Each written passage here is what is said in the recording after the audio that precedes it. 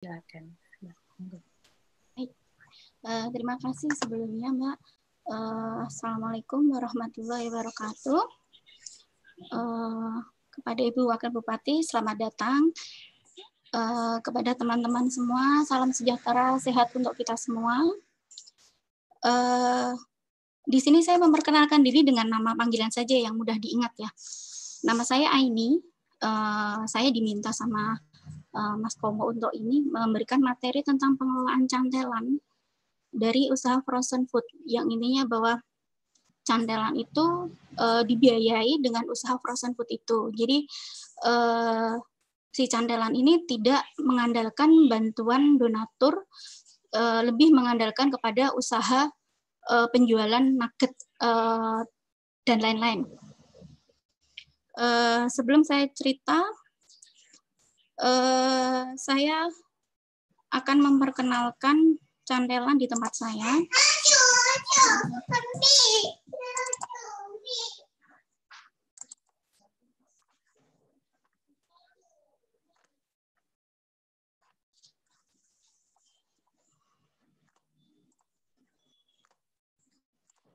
Oke, ini cantelan di tempat saya di RT 13, Palemenda, Batu Retno, Banguntapan, Bantul.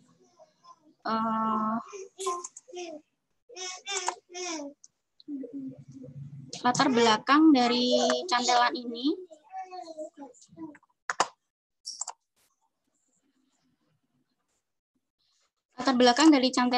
adalah sebentar.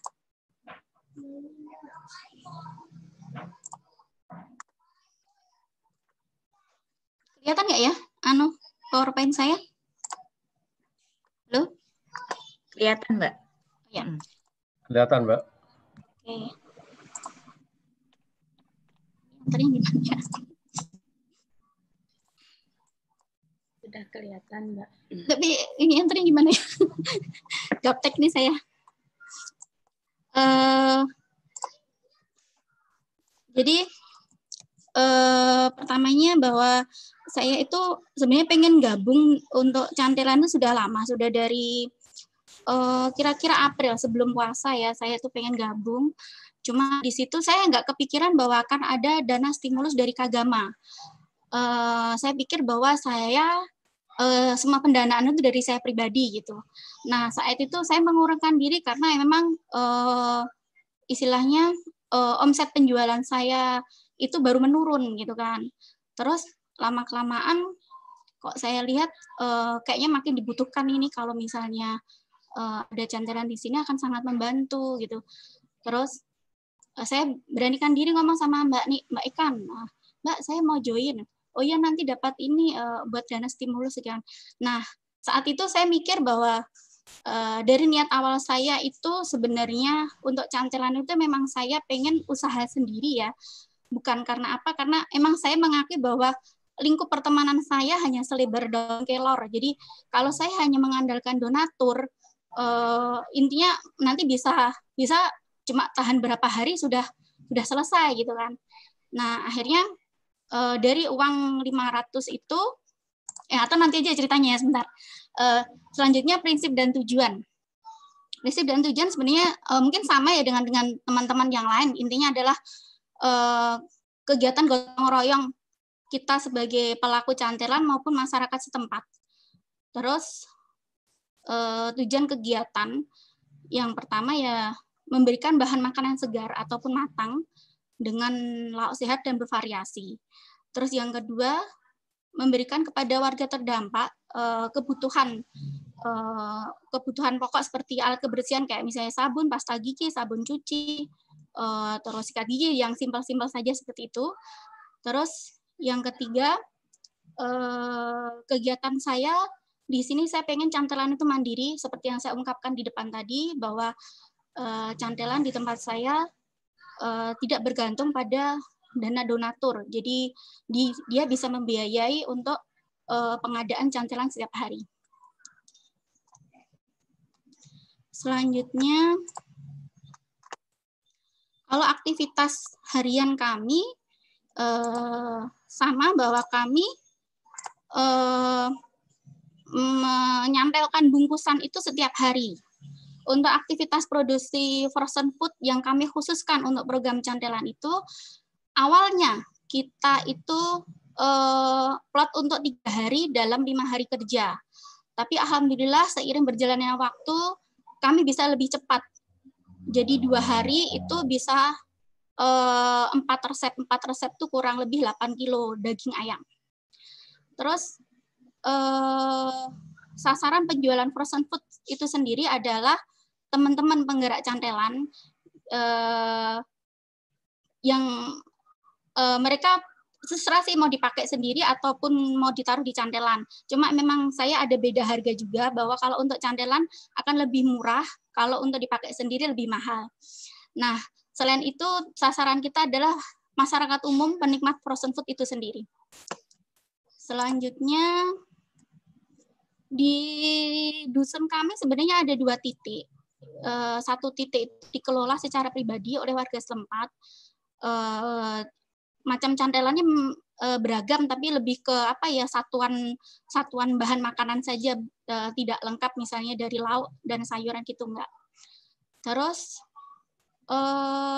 pihak yang mendapatkan manfaat dari cantelan adalah warga sekitar dan orang yang kebetulan lewat di depan rumah saya. Karena kebetulan lokasinya di pinggir jalan, jadi kadang saya lihat ada orang lewat sambil ngambil cantelan tersebut. Terus selanjutnya, ini dari segi keuangan, saya dapat dana dari Kagamaker 500.000. Saat itu saya pikir 500.000 untuk beli bahan baku itu pasti akan bertahan cuma seminggu atau seminggu lebih ya. Terus saya pikir kalau saya nggak bisa muter ke uang itu, saya bisa jadi cuma bertahan segitu aja, 10 hari paling maksimal gitu kan. Nah, terus saya pergunakan sebagian dana. Saya ingat saat itu saya pakai 140.000 untuk modal usaha nugget, itu jadi 2 resep. Terus saya lempar ke pasar, saat itu saya cuma memakai sosmed Facebook saya, dan alhamdulillah sold out semua dalam waktu 2 hari. 2 hari sold out, terus saya bikin lagi 4 resep, sampai sebenarnya kewalahan juga waktu itu, mbaknya ada yang cuti toh, jadi cuma kita berdua yang ngerjain. Tapi alhamdulillah sampai dengan hari Sabtu itu kita bisa memenuhi permintaan pelanggan. Terus dana yang saya terima cash dari donatur dari awal saya join cantelan itu 350.000 masuk ke rekening. Terus saya awal join cantelan itu tanggal 2, saya mulai memasarkan nugget itu tanggal 4 Juni. Nah, dari tanggal 4 Juni sampai dengan 3 Juli 2020, hasil penjualan frozen food yaitu nugget ayam, bakso ayam, dan tongkol suwir itu terkumpul 2.160.000. Nah, dari 60% total penjualan itu masuk ke pembiayaan cantelan, dan per minggu kemarin saya alokasikan sedikit dana untuk program pemberdayaan perempuan. Nah, untuk yang minggu kelima ini terpaksa kami stop produksi karena harga bahan baku yaitu daging ayam dan telur yang naik tajam. Jadi kami nggak berani memproduksi dengan harga jual segitu. Lanjut. Nah, kendala yang kami hadapi adalah yang tadi pertama tentu bahan baku ya. Bahan baku kalau sudah harga naik kita tidak bisa apa-apa. Terus dari tenaga kerja kami terbatas. Tempat penyimpanan yang saya punya itu kan freezer kecil 100 liter itu ya. Terus sama dari marketing itu kemarin angan-angan saya dari marketplace, sosmed, dan grocery store. Cuma ini saya belum maksimal ya, masih mengandalkan 2 sosmed saja. Solusi yang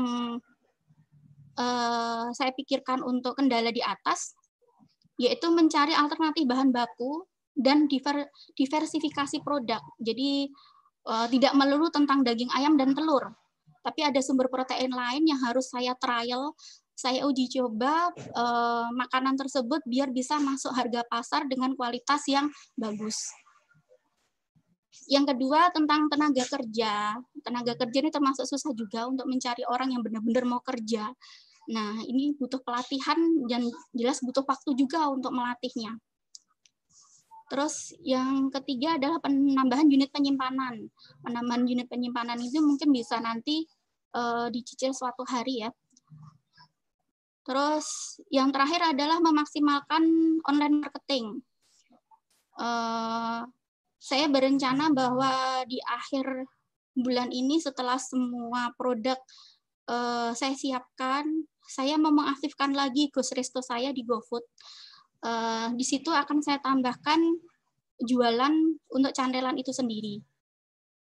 Ya, semoga bisa menambah pemasukan. Selanjutnya, kelebihan dari program ini sendiri sebenarnya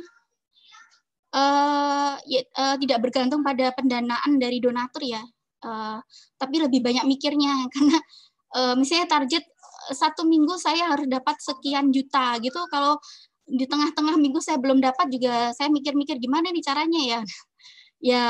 Ya semuanya pasti melalui proses yang sama, cuma semuanya kan punya apa ya, istilahnya rintangan sendiri-sendiri lah.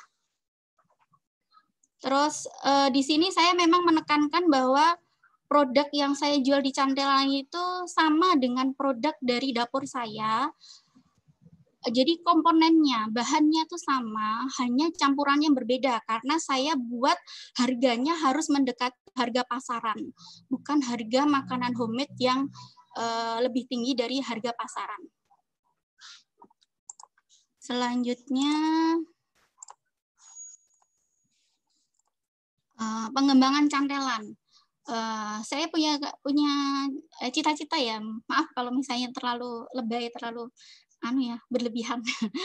Pengembangan cantelan yang saya inginkan adalah program ini suatu hari kalau sudah selesai, sudah nggak nyantel lagi. Saya pengen program ini beralih ke pemberdayaan perempuan. Saya pengen setiap perempuan, terutama ibu rumah tangga, itu punya skill tambahan sehingga dia bisa membantu perekonomian keluarganya. Apalagi kalau misalnya pas masa pandemi kayak gini, ketika si suami sudah istilahnya atau tiba-tiba harus dirumahkan atau tiba-tiba ada pengurangan waktu kerja, jelas akan berpengaruh pada pemasukan. Istri itu akan bisa membantu paling tidak untuk kebutuhan pokok. Syukur-syukur bisa menularkannya ke orang lain dan membantu orang sekitarnya. Itu mimpi saya. Sekian, terima kasih. Nggak bintang ngomong saya, jadi cuma itu saja. Ucapan matur nuwun untuk segenap pengurus Kagamaker, semua rekan-rekan PIC Santelan dengan support moral dan materialnya, dan para donatur baik lewat pemberian frozen food maupun uang cash, dan masyarakat yang ikut